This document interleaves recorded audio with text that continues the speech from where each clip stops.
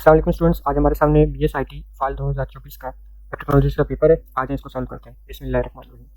सबसे पहला क्वेश्चन है, what is address mapping. Address mapping क्या होता है कि जो हमारा एक नेटवर्क के अंदर जो मेन होता है राउटर, ठीक है, वो क्या करता है कि वो उसका काम क्या होता है कि उसने अपने पास जो है लिस्ट स्टोर की होती है पीसीस की। उस नेटवर्क के अंदर जितने भी पीसीस हैं या जितने भी जो है होस्ट हैं उनकी उसने एक लिस्ट जो है अपने पास सेव की होती है।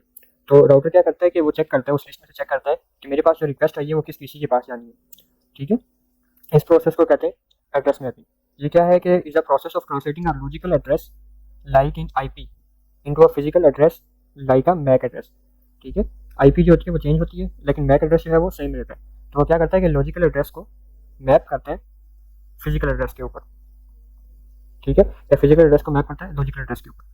अब ये क्या होता है कि ये this is a crucial for data to find the correct device on the network. ये जो नेटवर्क जो होता है उसके करेक्ट डिवाइस को फाइंड करने के लिए जो है ये इंपॉर्टेंट होता है। Often handled by the protocols, और ये जो है ये एआरपी एड्रेस रेजोल्यूशन प्रोटोकॉल या डीएचसीपी के थ्रू होता है, ठीक है। What are the JavaScript HTML DOMs element. अब जावास्क्रिप्ट एचटीएमएल डॉम एलिमेंट क्या होता है कि represent a HTML document as a structure tree of objects, ठीक है। अब होता क्या है कि जावास्क्रिप्ट जो है ये एचटीएमएल की डॉक्यूमेंट को जो है ये एक ऑब्जेक्ट मॉडल की तरह ट्रीट करती है जिसमें ट्री लाइक स्ट्रक्चर होता है, ठीक है। सबसे पहले जो है वो हेड होगा, फिर बॉडी होगी, इस तरह के जो है ये एक ट्री लाइक स्ट्रक्चर की तरह जावास्क्रिप्ट जो है एचटीएमएल को ट्रीट करती है। इससे हम लोग क्या कर सकते हैं कि जो कंटेंट है वो चेंज कर सकते हैं, वेब पेज को स्टाइल कर सकते हैं, और जावास्क्रिप्ट के थ्रू जो है हम लोग जावास्क्रिप्ट को भी चेंज कर सकते हैं, ठीक है। और फिर जो एचटीएमएल एलिमेंट्स होते हैं वो जो होते हैं वो इसमें नोट्स होते हैं, इस ट्री के अंदर जो है वो नोट्स की तरह बिहेव करते हैं। और इसके बारे में जो है मजीद डिटेल यहाँ पे लिखी हुई है कि डॉक्यूमेंट जो है वो हम लोग कहते हैं पूरे इंटायर वेब पेज को कहते हैं। एलिमेंट कहते हैं जो एचटीएमएल के जो टैग्स होते हैं उनको हम लोग एलिमेंट कहते हैं, ठीक है।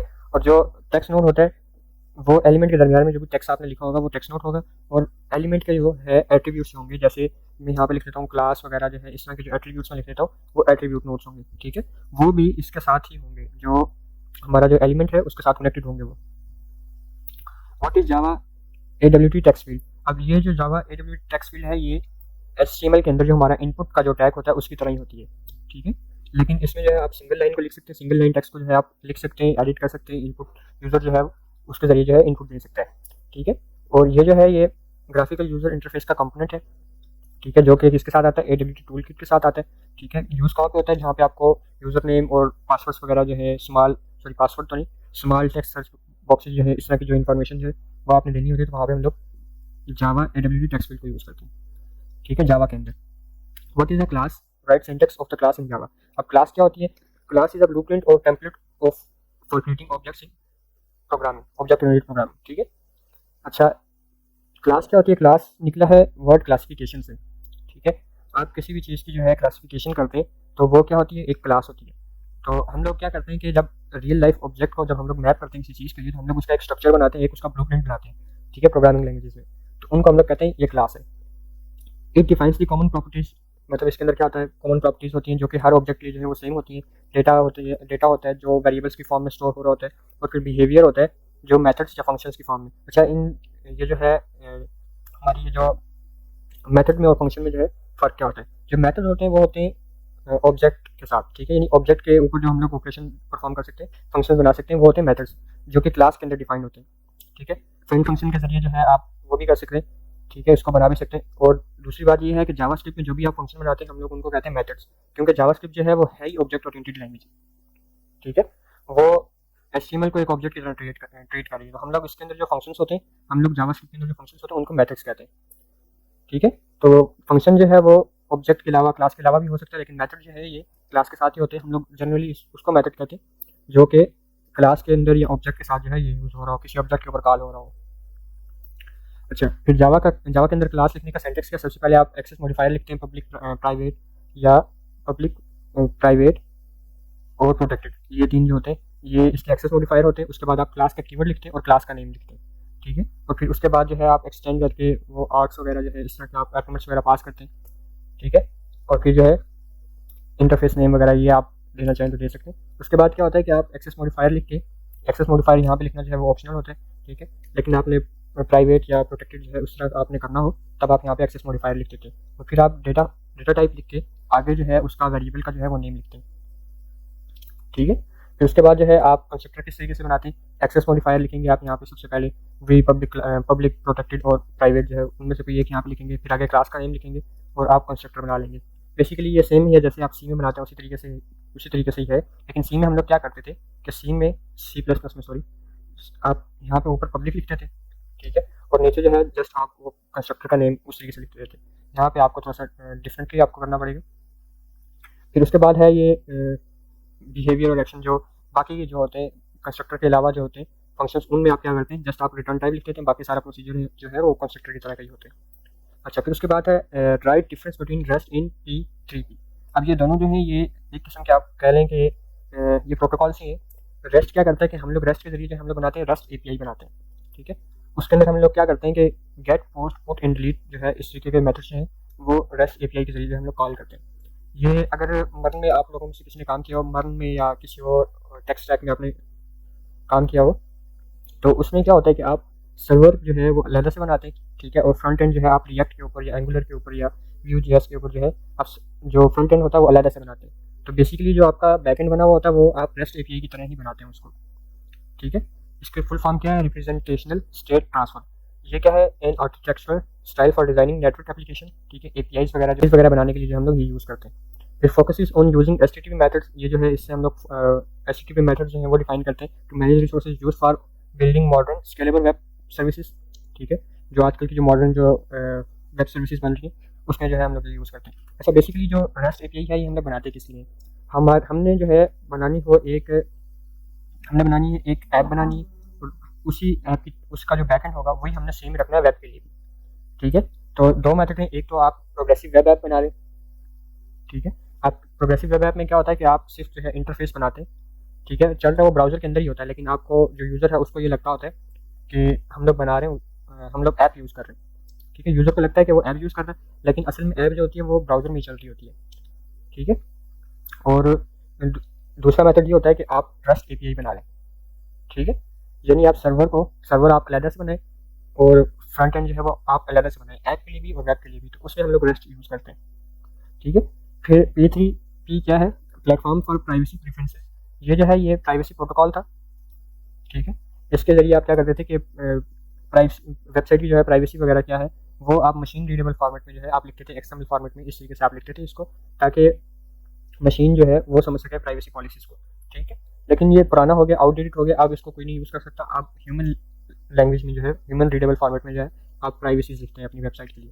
फिर what is external CSS। External CSS क्या होता है कि आप CSS को जो है एक सेपरेट फाइल के अंदर रख दें तो उसको हम लोग कहते हैं एक्सटर्नल CSS को इम्प्लीमेंट करने के 3 मेथड्स होते हैं, एक जो होता है वो इंटरनल होते हैं, ठीक है, एक इनलाइन होता है और एक एक्सटर्नल होता है।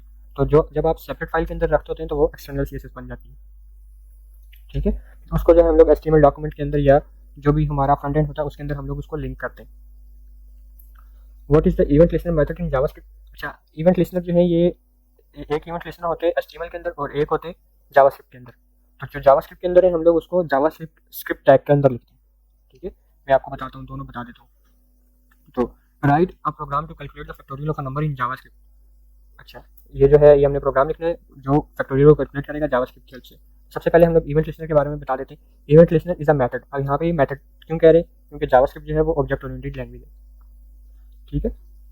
तो a JavaScript is a method used to attach an event listener to an HTML element without overwriting existing event handlers, ठीक है। यानी आप एक से ज़्यादा इवेंट लिस्टनर जो है आप जब लिखते हैं तो आप क्या करते हैं कि जो इवेंट हैंडलर्स जो है अब एक से ज़्यादा जब आपके हो तो आप क्या करते हैं, इवेंट लिस्टनर बनाते हैं जावास्क्रिप्ट के थ्रू, ठीक है। और ये जो है इसका सिंटैक्स है, ठीक है। आप ये समझ लें कि हाँ सिंटैक्स ही कह लें इसको। एडवांटेजेस क्या है कि separate JavaScript form HTML allow multiple event listener on the same element, cleaner in more maintainable code. जो HTML का जो कोड होता है वो मतलब मेंटेनेबल हो जाता है, आपको ज़्यादा मैस नहीं करना पड़ता, और एक से ज़्यादा इवेंट हैंडलर्स जो है आप सेम एलिमेंट के ऊपर इससे अप्लाई कर सकते हैं जावास्क्रिप्ट इवेंट लिस्टनर से। तो इसकी एग्जाम्पल क्या है, सबसे पहले आप क्या लिखेंगे, कोई भी आप एलिमेंट लिखेंगे और उसको जो है आप ID या क्लास जो भी है आप असाइन कर देंगे, ठीक है। अगर आपने क्लास की है तो वो एक से ज़्यादा क्लासेस के ऊपर जो है सेम इवेंट जो है वो परफॉर्म हो जाएगा। तो फिर उसके बाद आप स्क्रिप्ट के अंदर क्या लिखेंगे, document dot gate element by ID। अब जब आपने यहाँ पे क्लास नेम लिखा हुआ तो यहाँ पे gate element by class name, और अगर आपने क्लास नेम भी नहीं लिखा हुआ तो gate element by tag name. इस तरह के जो है वो काफ़ी सारे होते हैं, आप इनको ज़रा पढ़ लीजिएगा, इनके बारे में ज़रा पढ़ लीजिएगा। फिर ID जो है आप डबल कोट्स के अंदर लिखेंगे, ठीक है। और फिर जो है ऐड इवेंट लिसनर, ये क्या है, ये एक मेथड है, ठीक है। अब इवेंट लिसनर जो है वो कौन सा परफॉर्म होगा, ठीक है, वो आपने बताना है क्लिक का इवेंट, यानी अब इस बटन के ऊपर जब कोई बंदा क्लिक करे तो उसके बाद क्या हो, बटन क्लिक का जो है ये अलर्ट मैसेज शो हो जाए, ठीक है। फिर जो है आप जावास्क्रिप्ट को जो है वो क्लोज करेंगे, ठीक है। पहले आप जो है इसको क्लोज करेंगे और फिर जो है ये जो राउंड ब्रैकेट है वो आप इसके लिए क्लोज करेंगे, इस फंक्शन के लिए जो है आप क्लोज करेंगे। अच्छा, इसके जो है वो दो एट्रीब्यूट्स होते हैं, एक होता है इवेंट और एक होता है फंक्शन। इवेंट जो है आप क्लिक इवेंट है या माउस ओवर है, इस तरह के जो है वो इवेंट्स होते हैं, उनके बारे में भी आप ज़रा पढ़ लीजिएगा। और फंक्शन जो है फंक्शन आपको डिफाइन करते हैं, इसकी जगह आप एरो फंक्शन भी यूज़ कर सकते हैं, लेकिन उसके लिए जो है आपको किसी वेरिएबल के अंदर उसको स्टोर करवाना पड़ेगा, और वो जावास्क्रिप्ट के लेटेस्ट वर्जन में था, ES6 में था, ठीक है, एडवांस जावास्क्रिप्ट में आता है वो। अच्छा, फिर JavaScript program to calculate the factorial, अब इसमें जो है हमने HTML का इवेंट लिसनर जो है वो हमने कॉल किया हुआ है, ठीक है। ये HTML का इवेंट लिसनर है ऑन क्लिक, ठीक है, और ये जावास्क्रिप्ट का इवेंट लिसनर है, इनके बारे में आपको फर्क पता होना चाहिए। अच्छा, इसमें क्या कर रहे हैं, वही आप HTML का जो है पहले आप स्ट्रक्चर बना लेंगे, एक आप इनपुट टैग लिख लेंगे जिससे आप क्या करेंगे, यूजर से इनपुट लेंगे, ठीक है। और फिर जो है आप एक जो है वो रिजल्ट के लिए जो है आप एक एम्प्टी टैग जो है वो इनिशियलाइज करवा लेंगे। यहाँ पे हमने क्या किया, बटन के अंदर ऑन क्लिक फैक्टोरियल का एक फंक्शन हमने कॉल किया, उस फंक्शन को हम लोग जावास्क्रिप्ट के अंदर डिफाइन करेंगे। तो उस फंक्शन के वो फंक्शन जो है हमने एक बटन के ऊपर साइन किया हुआ है, तो इस वजह से बटन के ऊपर जब ऑन क्लिक करेंगे तो फैक्टोरियल का फंक्शन कॉल होगा और उसका जो रिजल्ट है वो भी ऐड हो जाएगा। वो कैसे होगा मैं आपको बताता हूँ।